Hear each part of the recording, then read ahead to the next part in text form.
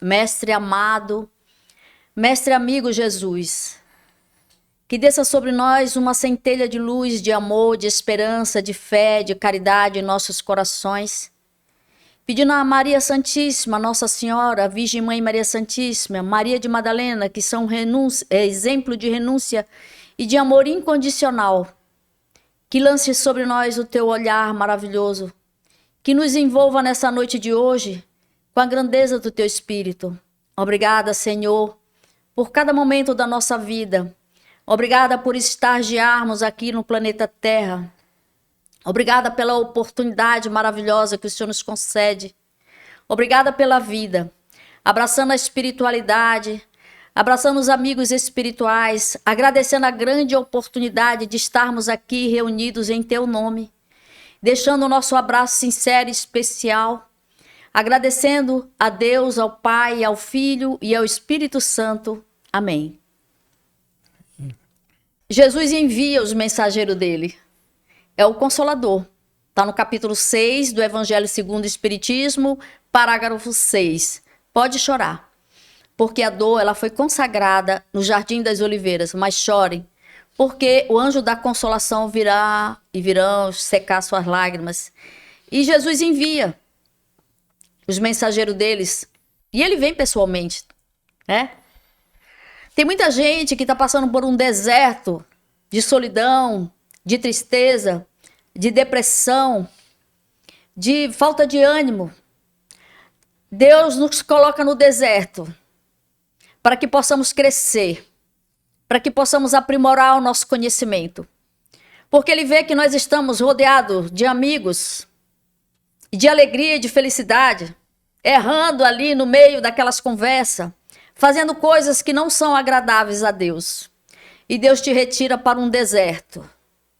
E é na hora desse deserto que você tem que começar a melhorar, aprimorar seus conhecimentos, buscar a palavra de Deus, se levantar e trabalhar na grande obra que Jesus enviou para que você viesse fazer aqui na terra.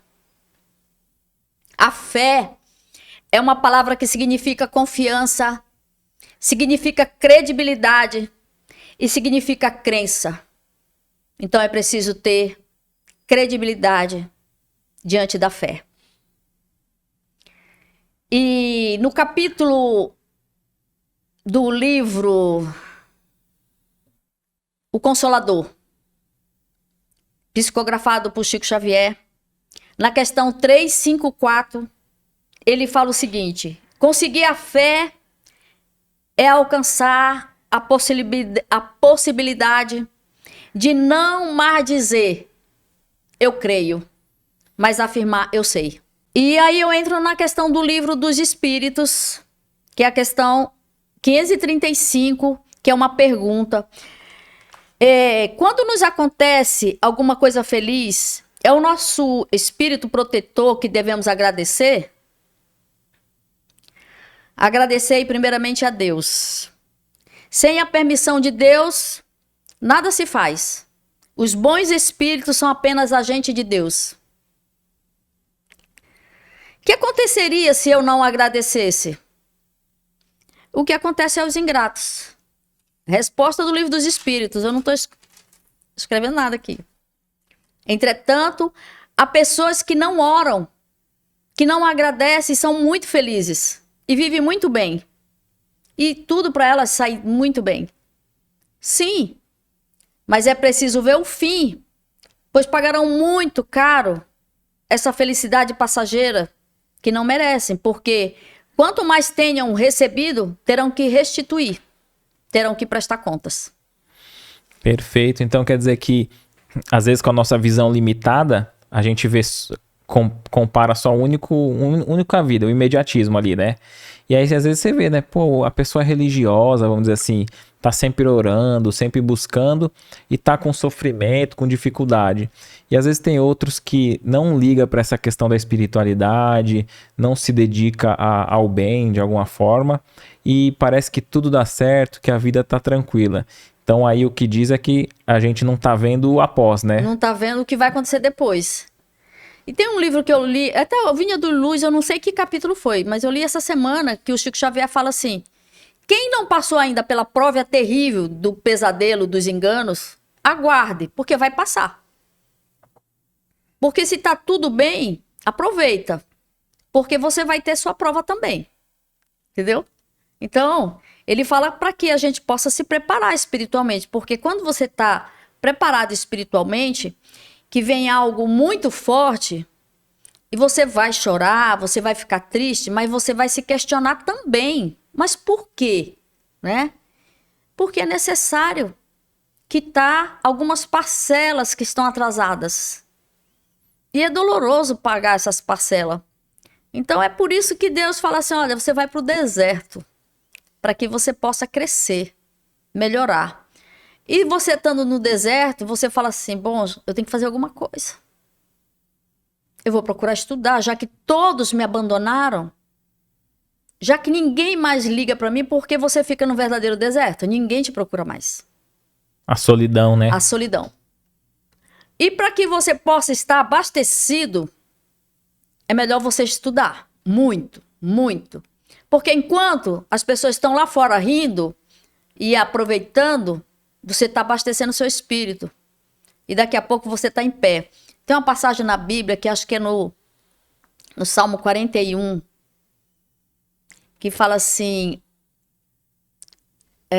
o meu próprio inimigo que comia do meu pão, ele levantou contra mim o seu calcanhar. Porém, Senhor, levanta-me para que eu lhe dê o pago. Porém, conheço eu que tu me favorece, que o meu inimigo não triunfa de mim. Então ele mostra, ele pede para que você fique, para que ele fique de pé, para que a pessoa que está lá fora rindo de você perceba que você está bem, porque eu fui te visitar e vi que você não estava bem. Aí ele fala assim, uma morte terrível poderá derrubá-lo, né? Pois que está deitado, não se levantará mais. Até o meu próprio amigo íntimo, quem eu tanto confiava, que comia do meu pão, levantou contra mim o seu calcanhar. Então o inimigo, o cara foi lá, era amigo dele, visitou e falou, esse cara não vai passar daí, porque está morto, né?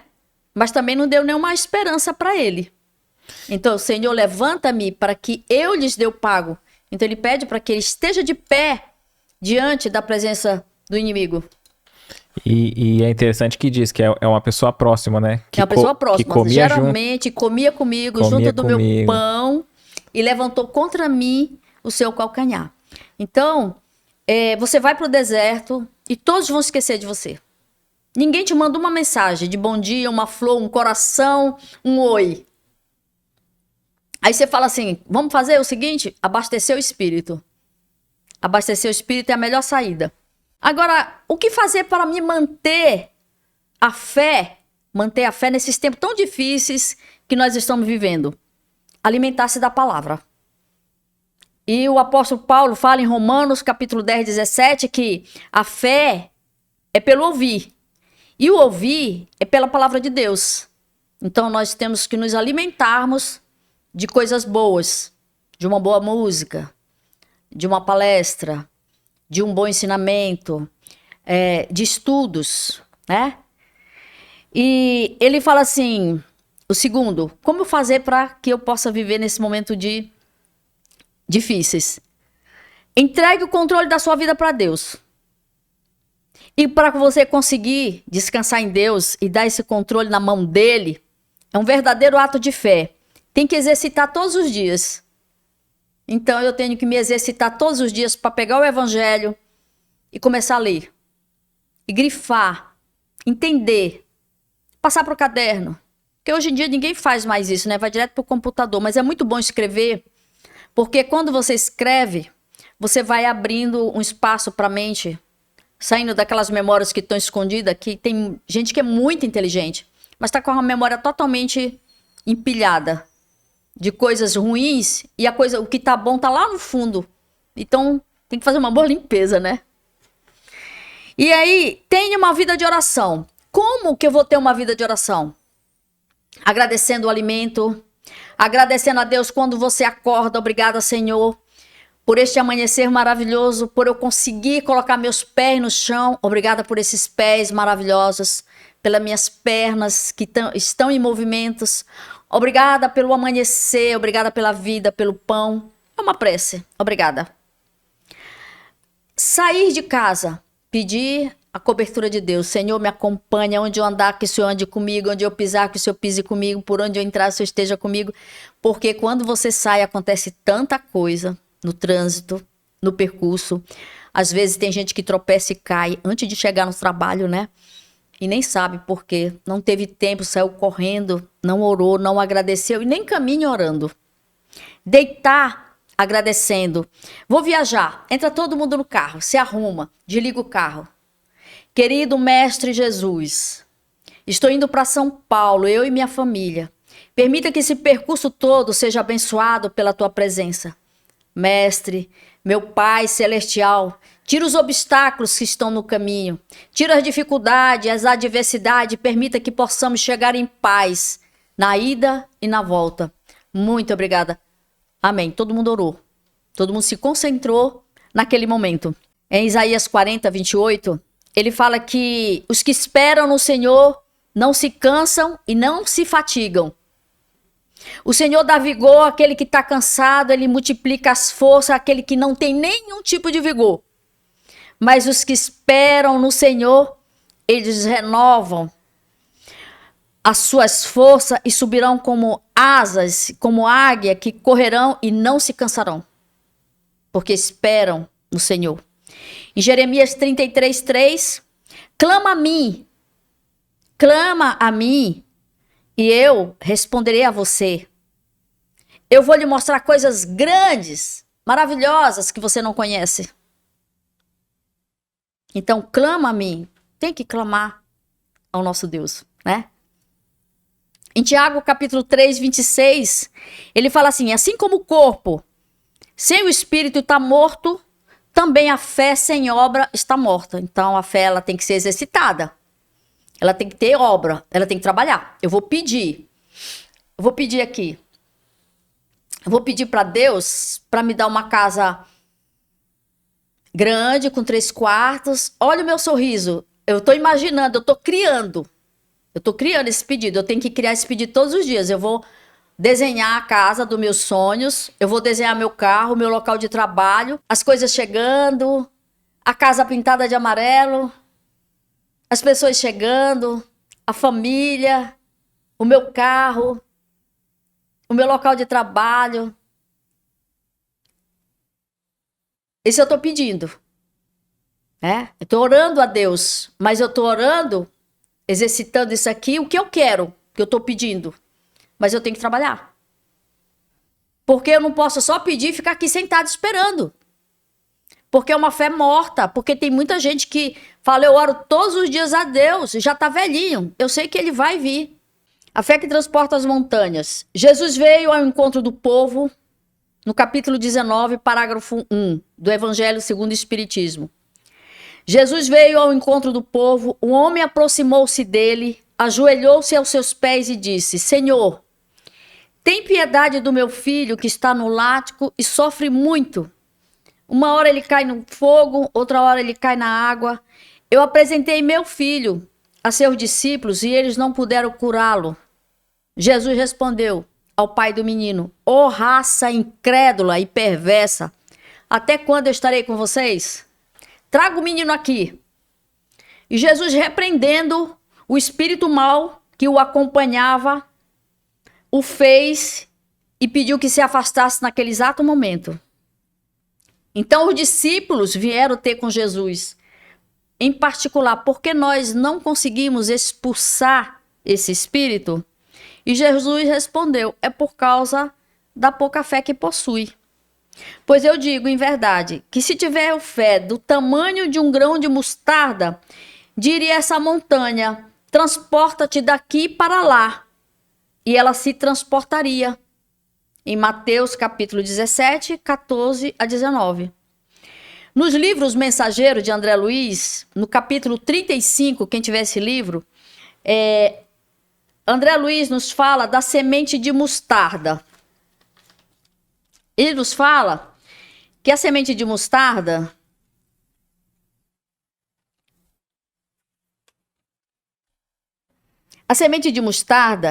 a que se refere Jesus constitui o gesto, constitui a palavra, o pensamento da criatura, que há muitas pessoas que falam bastante, mas falam muito em humildade. Há muitas pessoas que falam de humildade, mas nunca revelam nenhum gesto de obediência. Jamais realizaremos a bondade sem começarmos a ser bons. Alguma coisa bem pequena há de ser feita antes de edificarmos qualquer coisa. O Senhor ensinou que muitas vezes o reino do céu está dentro de nós. Ora, portanto, em nós mesmos que devemos desenvolver o trabalho máximo de realização divina, sem o que não passaremos de grandes e irrefletidos. A floresta também começou com semente bem pequena, bem minúscula. E nós, espiritualmente falando, temos vivido em densa floresta de invigilância na escolha de sementes espirituais. A palestra de uma hora, o pensamento, o gesto, o momento, eles podem representar muito em nossas vidas. Tenhamos muito cuidado com as coisas bem pequenininhas e selecionamos grão de mostarda do reino do céu, lembrando que Jesus nada ensinou em vão. Então, transporta-te daqui para lá. Então, uma ordem. Que esse espírito se transporte daqui para depois do mar.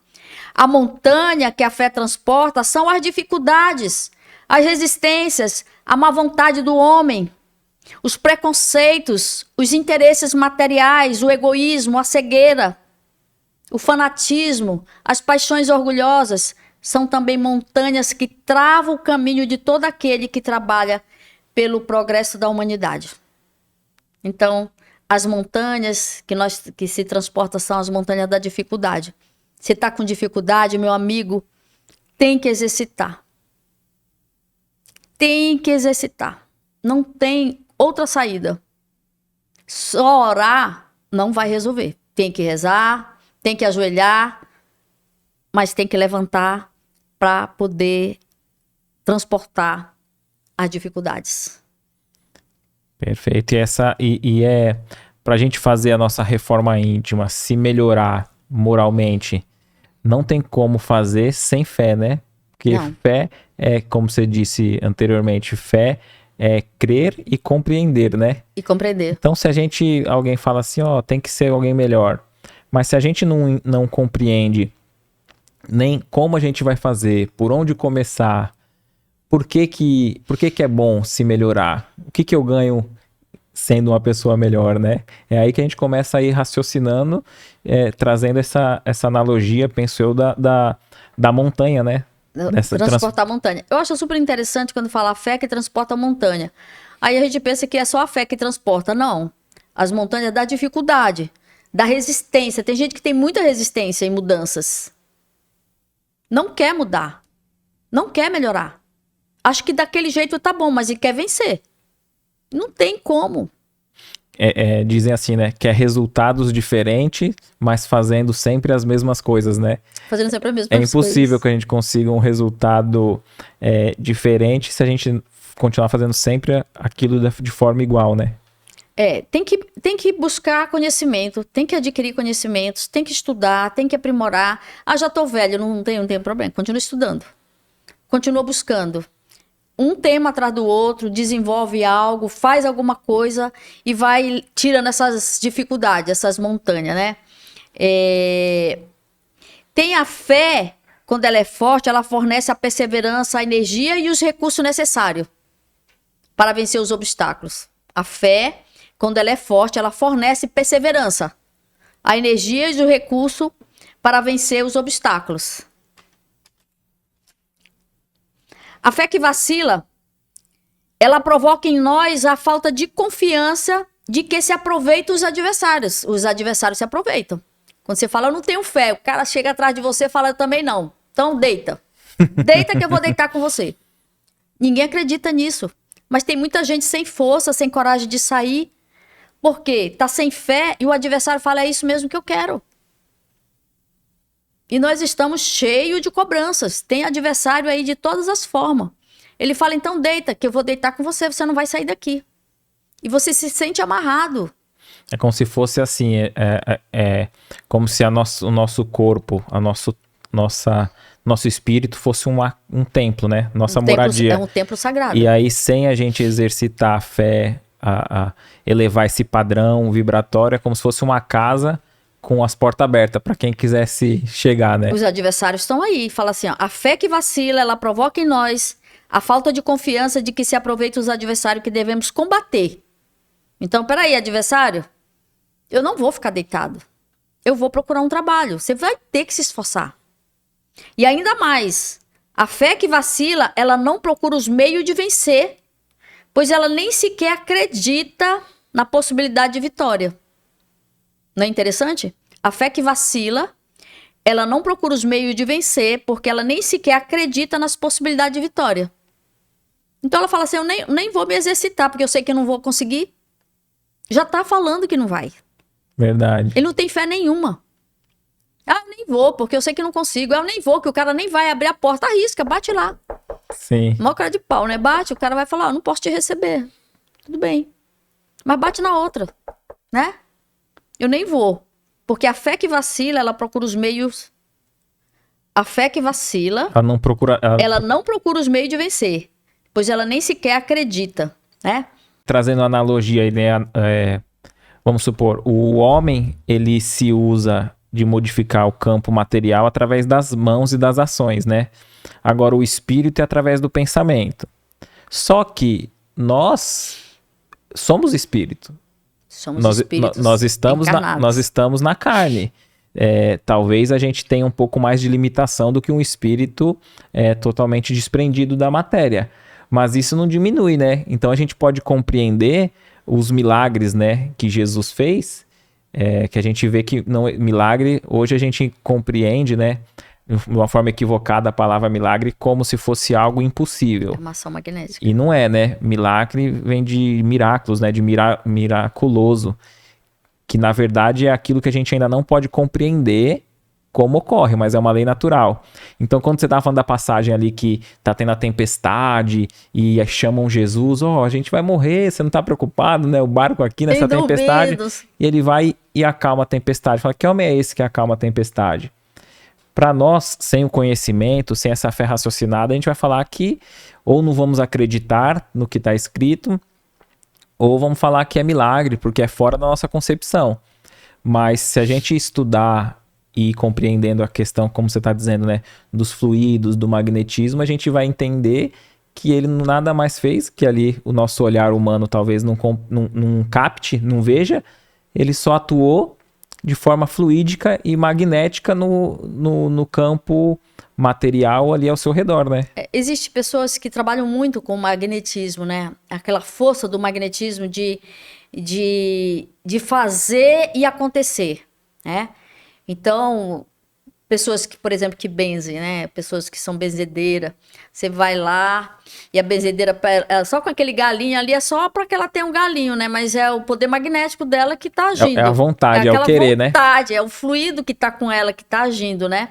E a pessoa fala 3 benzedeiras, em nome do Pai, Filho e Espírito Santo também, pronto, tá curado, né? E muitas outras religiões, crenças também têm esse aspecto, né, os protestantes com imposição de mão, de oração.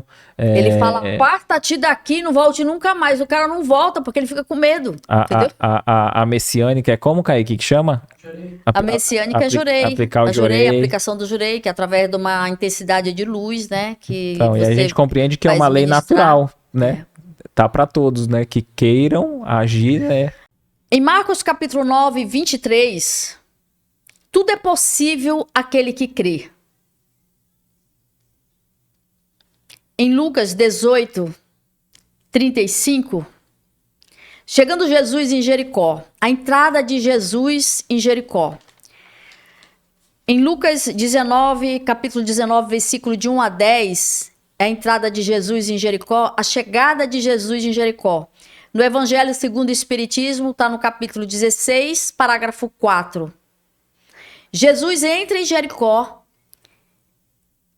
e Zaqueu, ele sabia da chegada de Jesus, ele resolve se preparar e subir numa árvore bem grande. e aguardar a passagem do mestre. E Jesus, quando entra em Jericó, ele avista Zaqueu de longe e fala: Zaqueu, desce daí depressa. Eu preciso me alojar hoje na tua casa. E todos olharam, murmurando um a um, falando: ele vai se hospedar na casa de um homem de má conduta. Zaqueu era chefe dos publicanos, cobrador de imposto, era secretário da Receita Federal de Roma, era um homem muito rico, muito poderoso, era um homem baixinho, ele tinha um coração muito grande, mas ele estava vivendo conflitos. Ele era um homem muito odiado também pelo povo, por ele ser cobrador de imposto, né?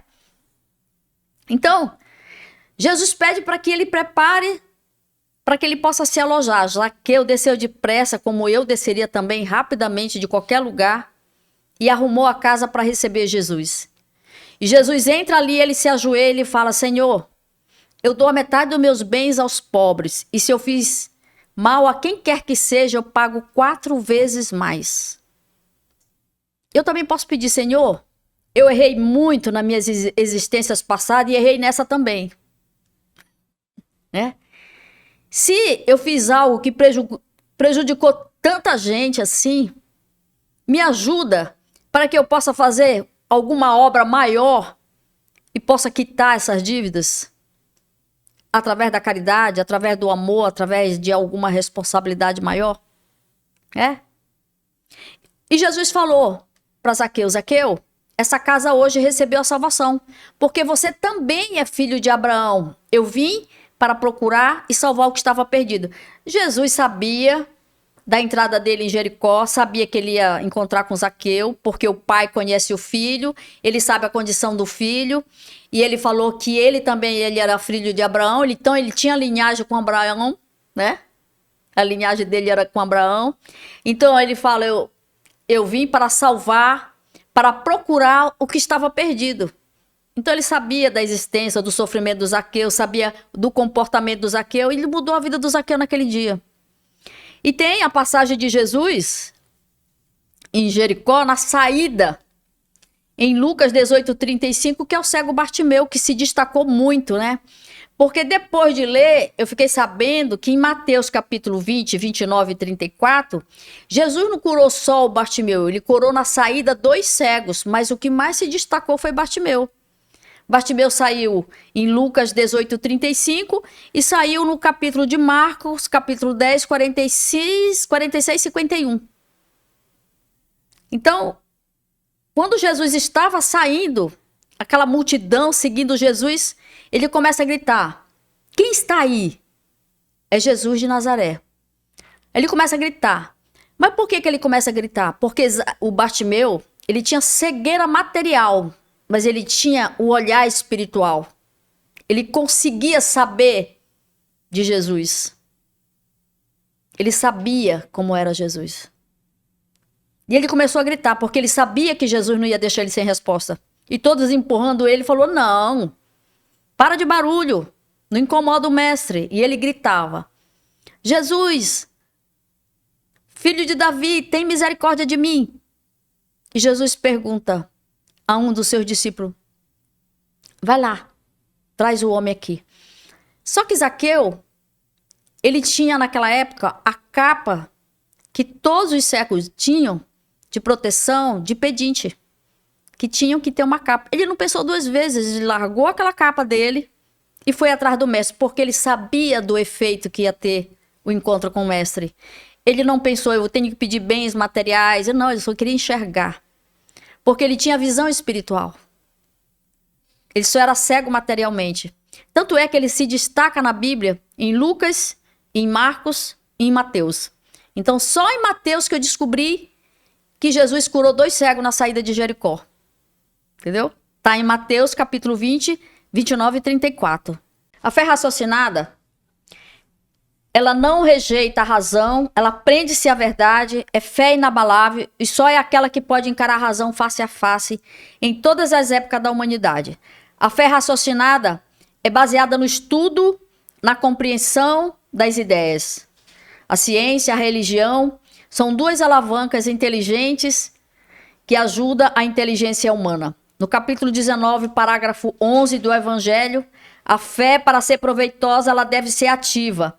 Ela não deve ficar adormecida, guardada lá dentro da gaveta. A fé é a mãe de todas as virtudes que conduz a Deus. A esperança e a caridade são consequências da fé. A fé, ela é divina inspiração de Deus, que desperta o homem para a prática do bem, tornando-se a base da sua renovação. Essa base tem que ser forte e durável. A fé sincera, ela é contagiante. A fé raciocinada, quando você tem uma fé raciocinada, você vai levar seu filho para a escola, vai estudar numa escola.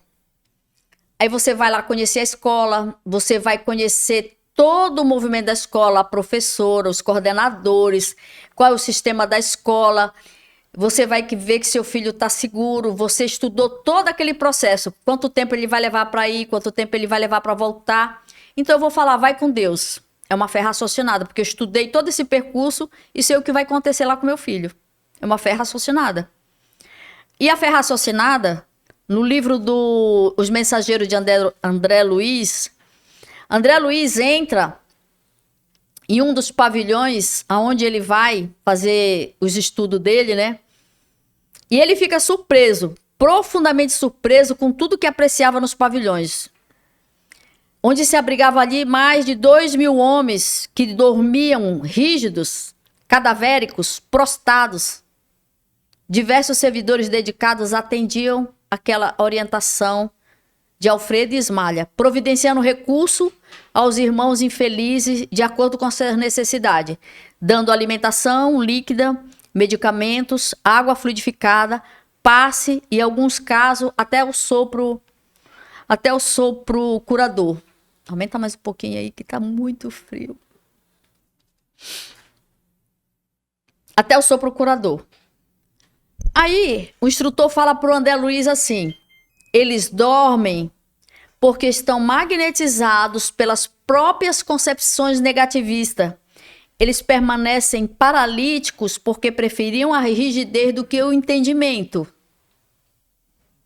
Mas dia virá que eles deverão levantar-se e pagar os débitos contraídos. Em seguida concluiu: a fé sincera, ela é ginástica do espírito. Quem não exercitar de algum modo na terra, preferindo a negação injustificável, encontrar-se-á mais tarde sem movimento, semelhantes criaturas que necessitam de um sono profundo até que se desperte o exame da responsabilidade da vida que conduz aqui na Terra.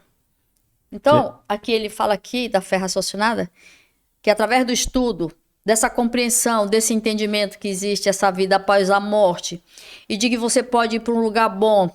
Eu prefiro ir para um lugar bom, eu não quero dar trabalho para ninguém, eu quero chegar trabalhando. Mas se eu não melhorar o meu trabalho, a minha obra, começar a fazer tudo com muita má vontade, não gosto daquilo que eu faço, eu não gosto de trabalhar, eu não gosto de ajudar as pessoas, eu não gosto de fazer nada, eu não acredito em Deus, eu não acredito numa vida após a morte, não tem problema. E nesse caso é até aquelas concepções religiosas, né? Muito desses que acreditam que vão desencarnar, né? O corpo físico vai morrer e vão ter aquele sono profundo até o dia que serão despertados para o juízo final, né? Então esses espíritos, eles continuam a sua atividade mental ali em espírito adormecidos. E André Luiz descreve que são como verdadeiras múmias, né? Não no sentido assim de pejorativo. Ficam totalmente paralisados. Paralisados. Né? E é interessante que André Luiz se aproxima. Ele toma um susto. E o instrutor dele fala assim, ó, se concentra para você ver o que ele tá pensando, a atividade mental dele, né? E aí ele tinha anteriormente recebido até um auxílio magnético para ele ampliar o seu campo de visão espiritual, né? Porque até para ver precisa de treinamento e preparo. Muito treinamento, Então ele se aproxima ali, ele vê a atividade mental daquele espírito adormecido há tanto tempo e ver que ele ficava revivendo como numa ideia fixa um drama da sua última existência, de tragédia, crime, alguma perseguição, tal, e aquilo ficava na mente dele, ele revivendo, e ele se sentia interiormente, internamente, a mesma apreensão que ele viveu naquele período que estava vivenciando no presente, né, da época, né? Corpo dele. E aí você vê o que você disse com relação à importância do conhecimento, né? É importante que a gente desenvolva o nosso aspecto moral, ser pessoa melhor, fazer caridade, buscar perdoar, mas só o fato da gente também conhecer o que nos aguarda do lado de lá, a gente também facilita o próprio, acredito que até o próprio amparo da espiritualidade, né, conosco. Tem muita gente que fica, por exemplo, na UTI e começa a ter muitos pesadelos, né? E aí, às vezes, eles conseguem sobreviver e eles contam que vivem um verdadeiro terror ali, pedindo socorro, me tira daqui, por favor, me liberta desse negócio, tira esse negócio da minha boca, né? E o desespero do espírito é a mesma coisa, né? Interessante, né? Interessante o mundo espiritual. Quanto mais a gente estuda, mais...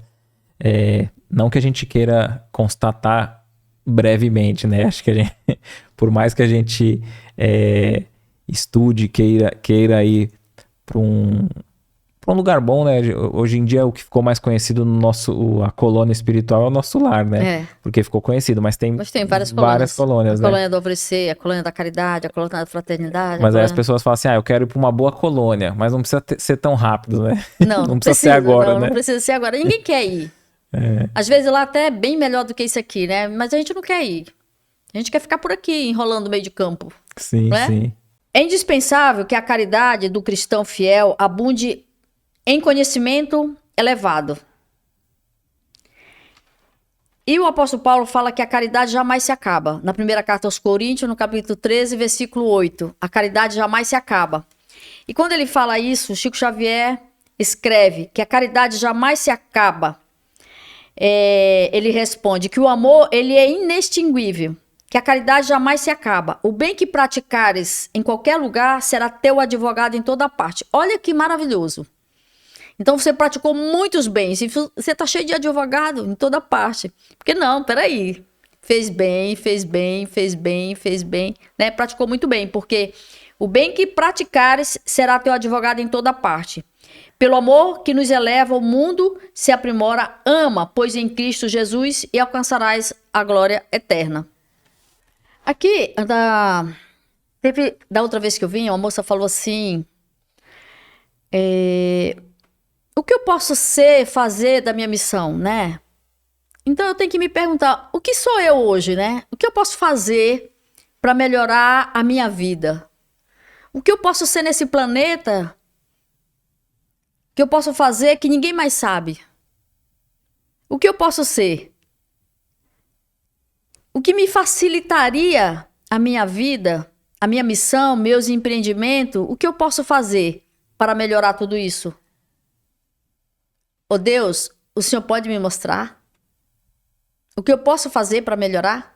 Acho que até com relação à missão, né? A gente vê que às vezes a gente pensa assim, missão, analisando esses espíritos missionários, né? Que no primeiro momento, né? Que faz grandes obras para alavancar a humanidade, né? Seja na parte moral, quanto até mesmo trazendo tecnologias e avanços materiais. Mas a gente também pode analisar que todo espírito tem uma missão que às vezes não é uma missão do âmbito mundial, nacional, às vezes é num âmbito menor, mas nós temos a missão de todos nós de nos melhorar, né? Você tem que ter missão com a família. Com aqueles que convivem conosco, né? Ter missão com o planeta, né?